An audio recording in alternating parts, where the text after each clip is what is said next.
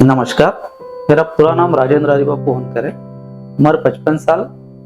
मैं बेसा नागपुर यहाँ रहता हूँ। मैं एक प्राइवेट कंपनी में नौकरी करता हूँ जहाँ मेरा जॉब है कोरापुट ओडिशा में। कुछ दिन पहले, जैसे 15-20 दिन के पहले, मुझे कमर में काफी पेन होता था। कमर और दाहिने पैर में काफी पेन रहता था। दिन भर बैठने से चलने से कोई तकलीफ नहीं रहती थी, पर रात में जैसे मैं सो जाऊँ तो बहुत तकलीफ होती थी। तो ऐसे ही यूट्यूब देखते देखते पता लगा कि भैया साइटिका हो सकती है। तो मेरा नागपुर में मई महीने का आने का प्लान था। जैसे ही मैं नागपुर आया, सबसे पहले मैं एलोपैथिक को थोड़ा सा दूरी रखता हूँ, तो पहले मैं आयुर्वेदिक कॉलेज ही गया। उनको मेरी प्रॉब्लम बताई, तो उन्होंने सबसे पहले सलाह दी कि आप एक MRI कर लो, क्योंकि आपका प्रॉब्लम एग्जैक्टली साइटिका नहीं है। मैंने दूसरे दिन जैसे ही MRI किया, रिपोर्ट दिखाया सर को। सर बोले ये तो ट्यूमर है, आपकी L4 L5 में ट्यूमर है, जो कि निकालना पड़ेगा। इसको रिड्यूस नहीं कर सकते, या तो इमीडिएट इलाज नहीं है इसका, और आपको न्यूरो सर्जन ही मिलेगा इसके लिए, बाकी कोई भी इलाज नहीं कर पाएगा, और ऑपरेशन यही एक रास्ता है।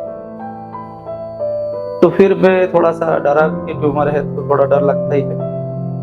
तो मेरी तो सलाह यही है सबके कि भैया पहले रिलेटिव को मत बताओ। अगर रिलेटिव इसी लाइन का है, इस फील्ड का है, तो आप उसकी सलाह लो, या तो आपके डियरेस्ट दोस्त इस लाइन के हो, उनसे पहले कंसल्ट करो, कम से कम लोगों से करो।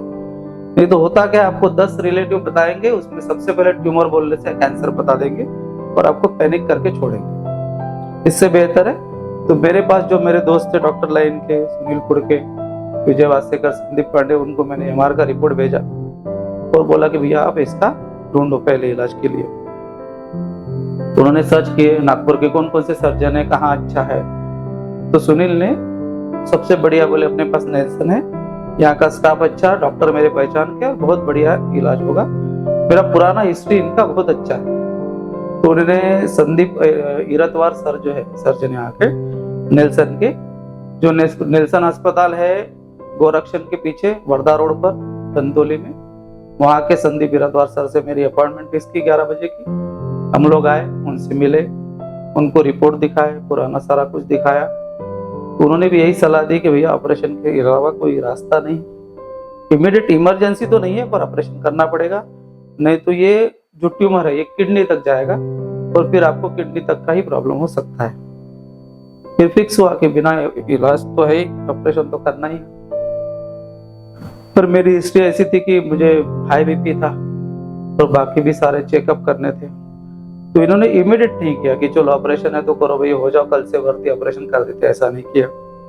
मेरे सारे रिपोर्ट बनवाए, ECG बनवाया, इको करवाया, चेस्ट का एक्सरे लिया। बाकी मेरा BP कम होने के लिए 3 दिन लेट किया कि बोले पहले BP कंट्रोल करो, दवाई बदल के दी उसके लिए। एनेस्थीसिया जो मैडम है यहाँ की पूनम शेखावत मैडम, उनसे मिलाया कि बोले एनेस्थीसिया से आपको क्या तकलीफ होगी, क्योंकि ऑपरेशन जो था मेरा स्पाइनल का था और बहुत क्रिटिकल था।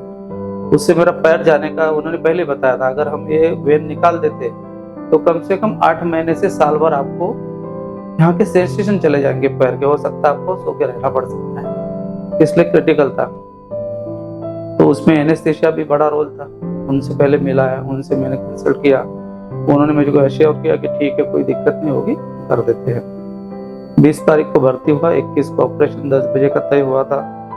ऑपरेशन हुआ। ऑपरेशन जब खोला गया तो काफी क्रिटिकल था, सर ने मुझे बताया कि क्रिटिकल था। वो जो ट्यूमर था, केवल ट्यूमर वेन पे ना जाके मेरा जो बोन है उसके ऊपर भी चिपक गया था, इसलिए उनको काफी समय लगा।